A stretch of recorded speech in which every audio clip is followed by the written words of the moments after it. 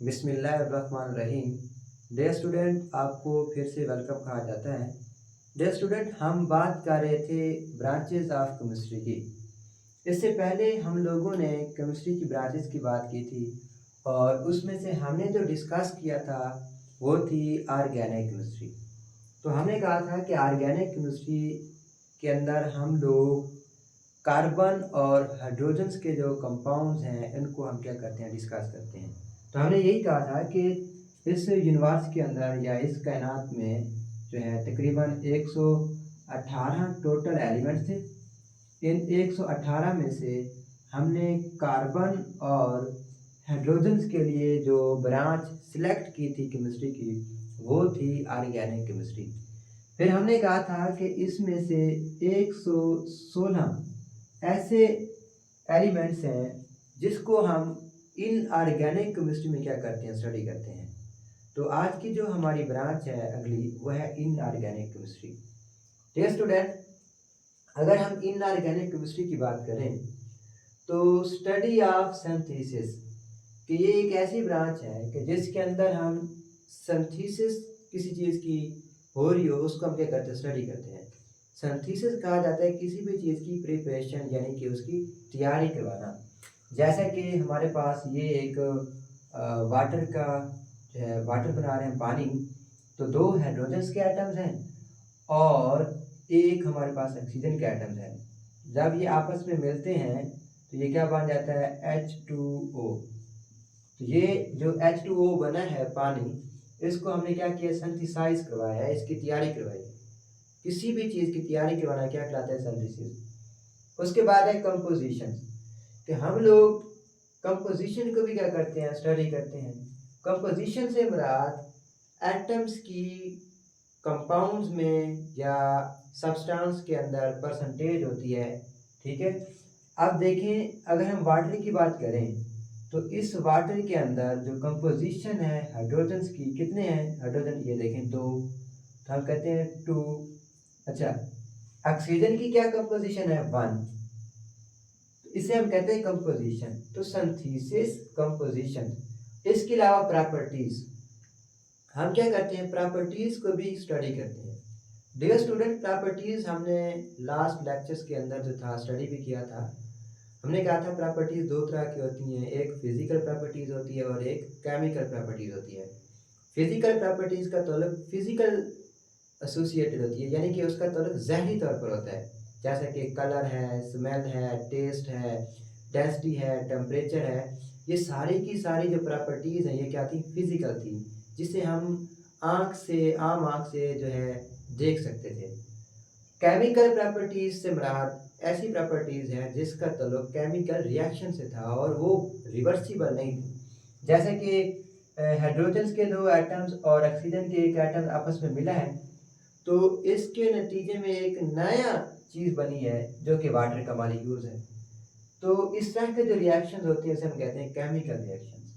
अच्छा, इसके बाद हमने स्ट्रक्चर्स को भी क्या करना होता है, स्टडी करना होता है। अगर हम इस वाटर के मॉलिक्यूल की स्ट्रक्चर्स की बात करें तो आपको जो है इसकी स्ट्रक्चर कुछ इस तरह से नजर आएगी। वाटर के मॉलिक्यूल की स्ट्रक्चर्स इस तरह बेंजीन है, ठीक है, उसकी जो स्ट्रक्चर होगी वहाँ पे इस तरह से बेंजीन की स्ट्रक्चर नजर आती है। तो हम लोग क्या करते हैं, स्ट्रक्चर्स को भी क्या करते हैं, स्टडी करते हैं।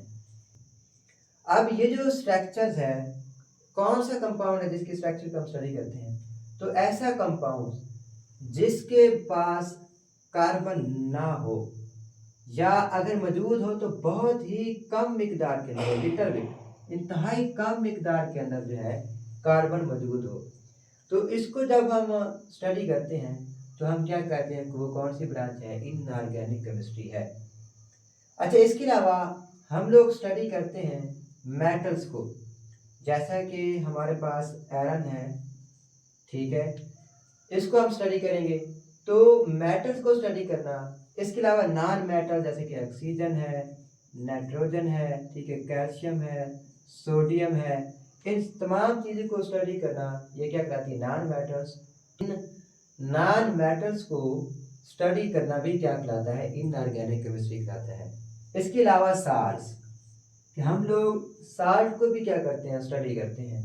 प्लस एसिड और बेस।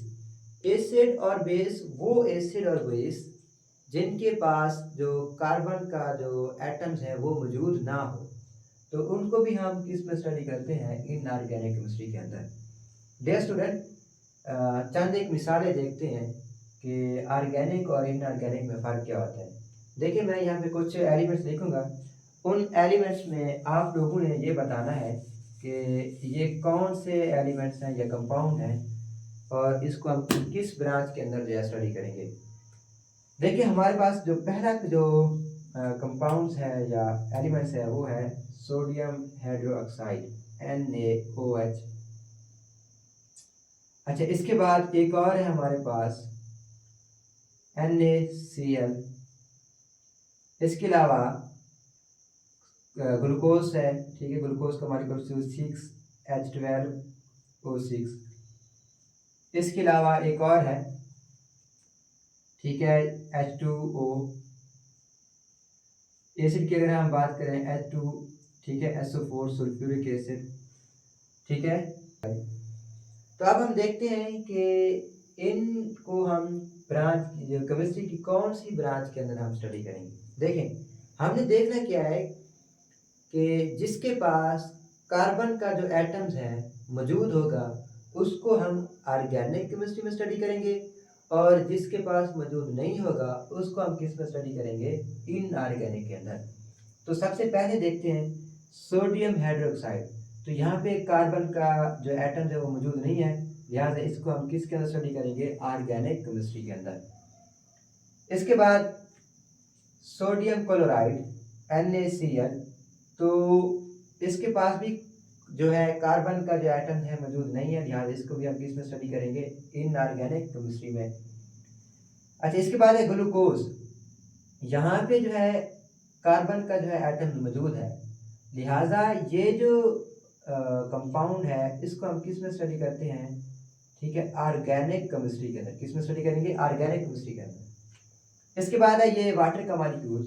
तो इसमें भी जो है कार्बन मौजूद नहीं है, तो ये भी किसके अंदर स्टडी करेंगे, इनऑर्गेनिक केमिस्ट्री में। इसके बाद सल्फ्यूरिक एसिड है H2SO4।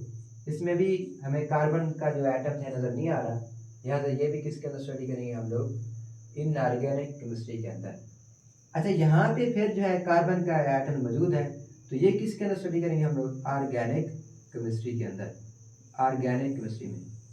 तो ऐसे एलिमेंट्स या कंपाउंड्स जिनके पास कार्बन का एटम मौजूद होगा उसको हम स्टडी करेंगे ऑर्गेनिक केमिस्ट्री में, और ऐसे एलिमेंट्स या कंपाउंड्स जिनके पास जो कार्बन का जो एटम्स है वो मौजूद ना हो, अगर हो भी सही तो बहुत कम मिकदार के अंदर हो, लिटिल बिट हो, उससे हम स्टडी करते हैं किसमें, इनऑर्गेनिक केमिस्ट्री में। जैसे कि एक हमारे पास कार्बोनेट्स है, ठीक है, CO3-2। तो ये कार्बोनेट्स है, तो इसके अंदर जो कार्बन है इंतहाई कम मिकदार के अंदर मौजूद है, इंतहाई कम मिकदार के अंदर। तो इसको भी हम किसके अंदर स्टडी करते हैं, इनऑर्गेनिक केमिस्ट्री के अंदर।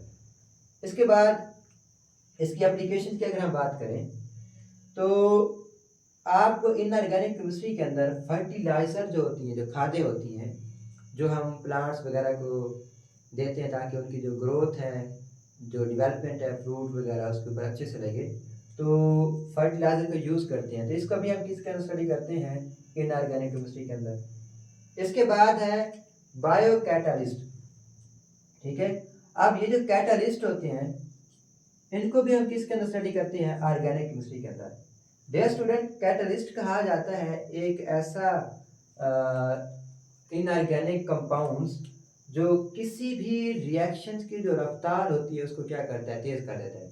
जैसे ये H2O और ऑक्सीजन था, तो इनको जब ये आपस में इनके दरमियान केमिकल रिएक्शन हुआ है, तो इन केमिकल रिएक्शन को उसने स्पीड अप किया है, ठीक है, प्लाटिनियम ने।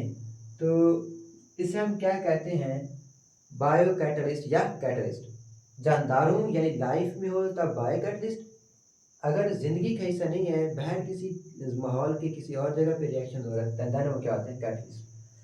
तो इसका काम क्या होता है, रिएक्शन की रफ्तार को तेज़ कर देना, और ये सिर्फ और सिर्फ रिएक्शन की रफ्तार को तेज़ करता है, उसके अंदर खुद जो है यूज़ नहीं होता।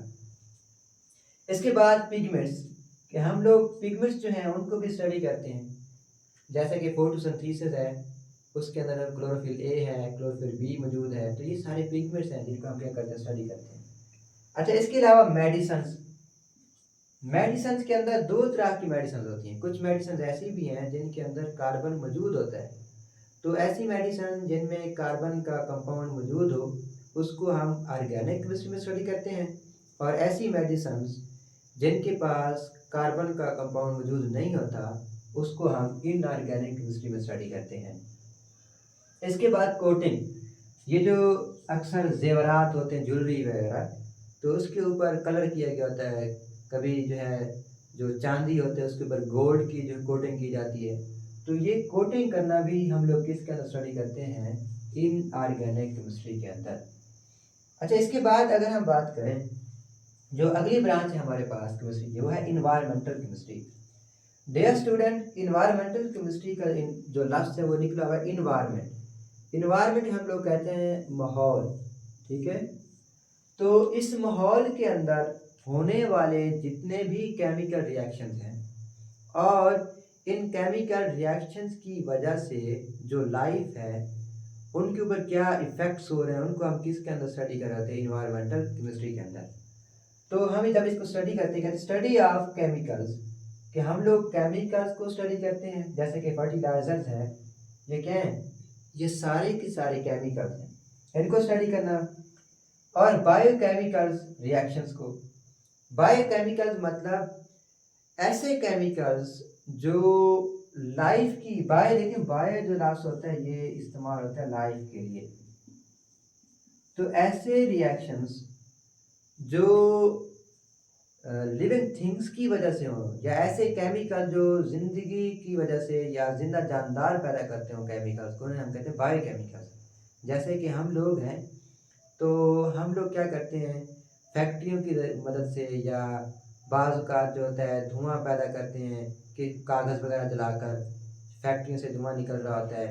इसके अलावा ये जो गंदा पानी होता है, हम लोग इसको क्या करते हैं, दरियाओं में या समंदर के अंदर क्या करते हैं, छोड़ देते हैं, तो ये केमिकल्स होते हैं जहरीले। तो इस तरह के जो केमिकल्स हम कहते हैं बायोकेमिकल, क्योंकि ये ज़िंदगी की वजह से पैदा हो रहे हैं, लाइफ की वजह से, जिंदा जानदार वजह से। इसके अलावा इस प्लांट्स के ऊपर क्या इसका इफेक्ट्स पड़ता है, उसको हम स्टडी करते हैं। अच्छा, उसके बाद जो है हमारी ब्रांच है वो है इन्वायरमेंटल केमिस्ट्री। डियर स्टूडेंट, जो इन्वायरमेंटल केमिस्ट्री है, ये लफ्ज़ इन्वायरमेंट निकला हुआ है माहौल से। तो केमिस्ट्री की वो ब्रांच जिसके अंदर हम इन्वायरमेंट को स्टडी करते हैं, और इस इन्वायरमेंट के अंदर पाए जाने केमिकल्स और बायोकेमिकल को स्टडी करते हैं, वो कहलाती है इन्वायरमेंटल केमिस्ट्री। केमिकल से मुराद ऐसी चीज़ जो इस हमारे माहौल के लिए क्या हो, पोल्यूशन काज करे, जहरीली हो। अब बायोकेमिकल से मुराद एक ऐसा केमिकल जो किसी जिंदा जानदार की वजह से पैदा होने वाला केमिकल होता है, किसके ऊपर, प्लैनेट्स के ऊपर। इसके बाद हम इसके अलावा हम सोर्स को, रिएक्शंस को, इफ़ेक्ट्स को, ये जो केमिकल स्पीशीज़ है, स्पीशीज़ में ये जो जानदार हैं, ये कौन सी ऐसी चीज़ें हैं या केमिकल जिनको पैदा करते हैं, और ये केमिकल जो हमारी एयर है उसके ऊपर क्या असर करते हैं, हमारी सॉइल ज़मीन के ऊपर उनका क्या असर पड़ रहा है, और हमारा जो वाटर के है उसके ऊपर क्या असर पड़ता है। जैसे अगर हम एयर की बात करें, तो एयर के अंदर जो नाइट्रोजन की जो कंपोजिशन है वो 78% है, 78%। अच्छा, ऑक्सीजन 21%। तो अब ये जो जिन्होंने ये प्रपोज किया है, बताया, वो कौन होंगे, इन्वायरमेंटल केमिस्ट होंगे। अच्छा, इसके बाद हम इस ब्रांच के अंदर काजेस, इफ़ेक्ट्स और सॉल्यूशंस को भी स्टडी करते हैं। जो पोल्यूशंस की वजह से, आलूदगी की वजह से जो पोल्यूशन पैदा हुई है, आलूदगी पैदा हुई है, उनकी वजूहात क्या हैं, उनका इफ़ेक्ट्स क्या पड़ सकता है हमारी सोल के ऊपर, एयर के ऊपर, या वाटर के ऊपर, या जो ये यहाँ पे जो जानदार मौजूद हैं उनके ऊपर, और उनको हम किस तरह से सॉल्व कर सकते हैं, उन डिफरेंट टाइप्स के सॉल्यूशंस को, उसको भी हम किसके अंदर स्टडी करते हैं, अपनी इन्वायरमेंटल केमिस्ट्री के अंदर। तो उम्मीद काफ़ी है कि आपको समझ आ चुकी होगी। मज़ीद अगर कोई सवाल है तो आप कमेंट सेक्शन के अंदर पूछ सकते हैं। तब तक आपको बेस्ट ऑफ लक। अल्लाह हाफ़िज़।